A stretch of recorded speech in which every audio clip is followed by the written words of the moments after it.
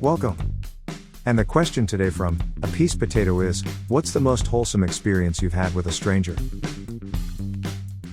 Hi, this is Derek. I just put the Drama Llama, Fred, back in his llama pen, so that I can do this quick video for you with some of the stuff that Fred found on Reddit earlier today. Oh boy, let's get ready for some drama. Norsha answered with, I was in the hospital, knowing I'd be there for at least a week, and possibly more. I was sick of hospital food, so I went downstairs to go across the street to the hospital subway. I was pretty far back in the hospital, 6th floor, back side of the building, labyrinth of staircases and hallways to get out the front door. The walk from there to subway took almost 15 minutes, even though it was just across the street. I waited in line, got up to the counter to order, and realized I'd left my wallet in my room. I ordinarily keep my wallet in my back pocket, but there was no need to in the hospital since I was in my room most of the time. I was exhausted mentally by that point from the stay, told them I'd forgotten the wallet, and turned to make the trek all the way there and back again. All of a sudden, a nurse behind me bought my food for me, saving me the trip and the money. I thanked him profusely. That was years ago, but I will never forget that act of kindness. DatTF2 followed up with, I was in the hospital for a month, and I want to say that despite being in tons of pain I was one of the nicer patients. I told them that I was a cook and liked good food, so the nice nurse told me that they have a secret menu and you don't have to eat what they're serving that night. They actually made some good tacos, steak too, and some bomb French bread pizza. My diet consisted of fresh fruit, French bread pizzas and street tacos, and it was much better than the regular fare. The choosingest beggar answered with, I was traveling from the south of England to the north of Scotland to start a new job the next morning. I had taken a train up to London and was supposed to get on an early morning flight from Heathrow. The bus to the airport, however, was cancelled and I had to make my own way using a series of night buses. However, it was about 2:30 a.m. and my phone was dead, and I had never used London's night buses before. I was young and a little scared, standing in the middle of Victoria trying to figure out the fated bus schedule when a woman came up to me and asked, Are you alright, love? And I explained through tears that I thought I was going to miss my flight and didn't even have an Oyster card. She looked up my route on her phone, wrote down all the possible variations of buses and trains that I would need to take, including the times. She waited with me the entire time, like 20 minutes, then when the bus came up she paid for my fare, no cash on London buses. I got out and looked to her and she shrugged and said, Oh, I'm not getting the bus, you just look like you needed someone. I think about her every once in a while, and I'm incredibly grateful for her. Mrs. Mommy Pants followed up with, I was in an abusive relationship and it ended with him beating me up very badly. Broken ribs, bruises, and cuts all over me. He was arrested, but the process and aftermath was hell. It was spring and the weather was warming, but for weeks I wore long sleeves and high collars to hide the cuts and bruises. Eventually everything healed and faded except one very deep bruise on my upper arm. I had had enough of hiding them in shame, so one day I said F it and wore short sleeves. I was standing in line in Walmart and noticed this rough biker looking dude staring at me. I thought he was checking me out or whatever. Then he asked me how I got that bruise on my arm. I stumbled answering and he outright asked, Did somebody hurt you? For some reason I decided to be honest and not lie in shame, so I said out loud, Yes, somebody hurt me. He looked at me and in the kindest voice said, You did not deserve that. Whoever it was will get what's due to them one day. For some reason, that was a turning point for me.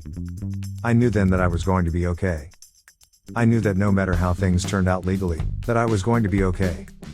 I never saw that man again, but I honestly think he was an angel sent to give me a message. Cock Daddy Karen asserted with, My card declined at a fast food place a couple years ago. The manager saw it happening and came up and gave me the food anyway. It may have come from a F this establishment mood rather than the unrelenting kindness of his heart. But either way it really made my day. Montauk89 followed up with, I went once to a supermarket to buy some groceries for my last week in college. I was about to pay when I realized I had forgotten my wallet. So I told the cashier I would leave everything and come back in about an hour. I lived like 20 minutes away from the store. A man in a nice suit who was behind me on the line heard the conversation and said he would pay for me. I was too surprised with it and first gently denied his offer, but he insisted and just handed his card to the cashier and wished me a good day. It was only like $25, but that really made my day. I was so thankful because that saved me a lot of time. And this man was so kind during the whole event. Craig 101 answered with, once went out to a restaurant for a meal. Earlier the same day we found out that one of my partner's relatives, someone they were close to, had killed themselves. We thought it would be a good idea to get out of the house and distract ourselves. Our waitress was lovely and spoke to us throughout the meal as it was quiet and she seemed fun. At the end of the meal, and many wines, my partner was visibly emotional, not crazy, just sad looking. The waitress asked us if we were okay and saw that my partner was upset, so she asked again. We told her what had happened, she was shocked and it was obvious she really felt for my partner. A few minutes later, she came over with some limoncello shots and said it's on the house, which was unexpected and lovely. We protested a bit, but she said I'm managing tonight. It's little things like this that make me like working here. Because I can make your night a bit better. What a legend. It gets even more lovely though. We asked her for the bill shortly after, and when it arrived, it read £00.00. She had discounted the whole bill, putting it through as wastage. We were shocked and had a tearful goodbye with her after many protests and finding it unbelievable. We had a 3-course meal, wine and beer, loads of sides. We went to town and she just covered it because my partner was sad. I'll remember it forever. She could have kept herself to herself and ignored us, but that moment of kindness meant too much to us that day and turned it from a poop day to a less poop day.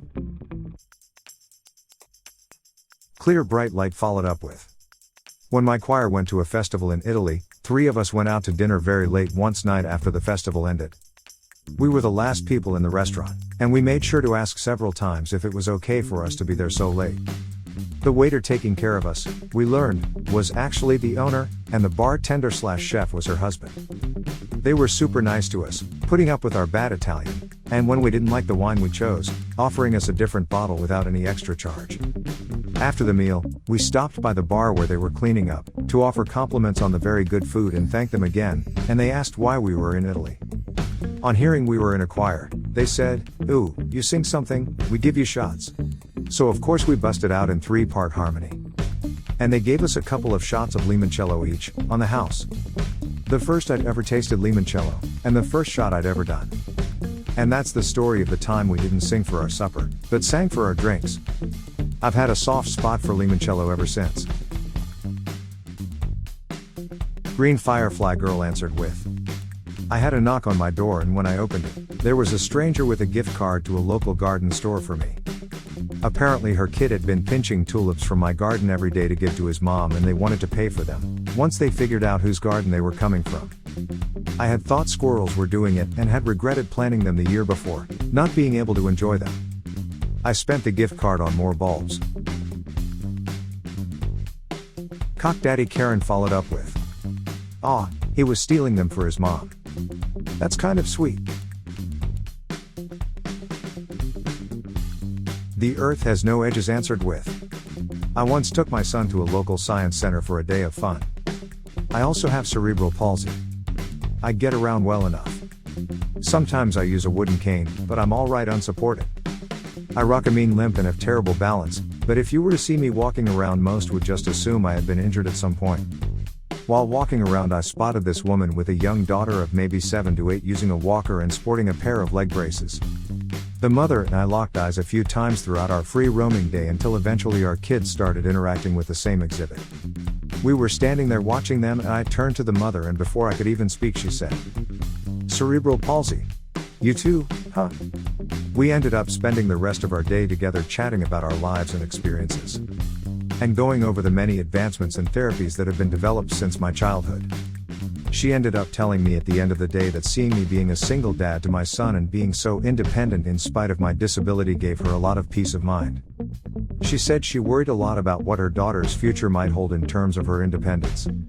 It was just an all-around really nice experience. Bailey Girl 300 answered with, I moved 1,000 miles away from everything I knew after graduating college 16 years ago. Back then I was pretty homesick, struggling in my career and figuring things out, so I felt pretty lost in life. One day I was walking around downtown Orlando when an older man probably in his mid-80s stopped me. He handed a piece of paper that he was carrying to me and said, You seem like a good person with a good heart. It will be alright. Then he just walked away. Looking down, that piece of paper was a copy of a handwritten page by him filled with dozens and dozens of sayings, illustrations, and quotes from all over the world regarding love and hope. Tears came immediately and I put it away to read later that day. It stayed on my wall in my home for the better part of 10 years until I moved again. Now it's been 16 years since then and I am sure he's moved on to the next world by now. I still have that page, take it out occasionally. And think about that wonderful man from many years ago who taught me about pure and genuine random acts of kindness right along with love and hope. He was an absolute blessing to me and to our world. Thank you, good sir. You were a beautiful soul. Edit, thank you so much for all of these awards and acknowledging this man and his heart. I'm so deeply honored to have been able to share his memory with you all and how he changed my outlook on life. With the state that everything is in now. I can't tell you how much I needed to both share this compassionate moment and also remember it myself. I'll try to post the page as soon as I can pull it out from storage, but it may take me a little bit. You all deserve to hear those words too. Remember, no matter what happens in our lives, hope and love will always prevail. Hugs. No real followed up with. My uncle used to do that, except in Mexico. He was elderly and the only job he could get in his old age was as a cart wrangler for grocery stores. He would take whatever tips he'd receive and use it to make little half sheets of encouragement and well-wishing and hand them out at random. He passed 2 years ago. I miss him every day. Andrea Rabs answered with, I was in London and was supposed to be flying home that day. Walking down the street with my 2 suitcases towards the tube station nice and early on my way to Heathrow with plenty of time. Silly me didn't realize that when the sign said there's going to be a tube strike on the day you fly home, that means the tube is completely closed. I thought it just meant delays or something. I don't know. I start walking toward the bus station a few blocks away, desperately trying to come up with a plan B. A young man comes up to me and offers to help carry my suitcases. He asks where I'm going, and I say Heathrow, which is an hour away at this point in time until my flight is running short. It starts raining. He says you'll never make it there on time on the buses. He calls me a cab, then finds a little awning where we can sit and wait for the cab and stay out of the rain. He lets me use his phone to transfer money to pay for the cab. Mine didn't have service outside my home country.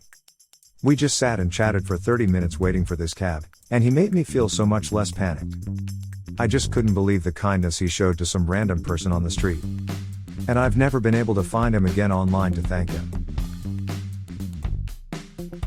Pepe the Frog followed up with, this happened when I was around 9 or 10. I was out riding my bike with my mom, and halfway through the trail, my bike breaks down.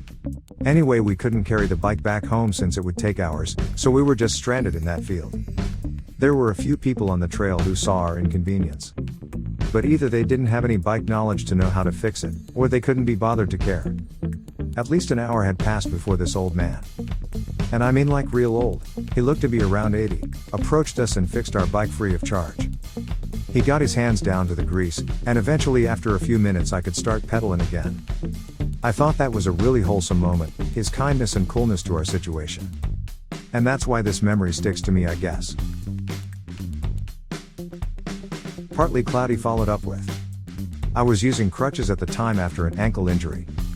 Got off the tram to go to uni and hobbled straight into a surprise Melbourne spring storm. Guy with very limited English walked me from the tram stop to my class, holding an umbrella over me the entire walk, about 10 minutes. One of those lovely, warm fuzzy memories. And finally, Ijif Gom followed up with, when I was 16, I'd taken my mom's old Pontiac Bonneville to the movies, and I was in such a hurry that I forgot to turn off the lights. When I came out, the car was dead, but someone left a set of jumper cables on the hood with a note that said, I hope you make it home safely. I've never ever forgotten about that. Since then I've tried to pay that kindness forward any way I can. Edit, thank all of you for the awards. I was about 20 miles from home, and this was before cell phones were affordable, so that person saved me that night. For those asking, I'm assuming the person came out and saw my lights on and maybe even saw them running low/flickering. And knew there was a possibility they would burn out before I made it back to my mom's car. Even if my battery hadn't died, it was a nice gesture. Well, there you have it. A perfectly great question answered by a bunch of fine, and honorable citizens. Help support this channel by smashing the like and subscribe buttons. And hit that silly little bell as well to ensure you get the latest videos as they come out. Fred is always finding stuff for me to post regularly. So this is Derek signing off, thanks for watching. Good grief, it sounds like Fred is out of his pen again. I think he found more drama for me to share with you. See you soon.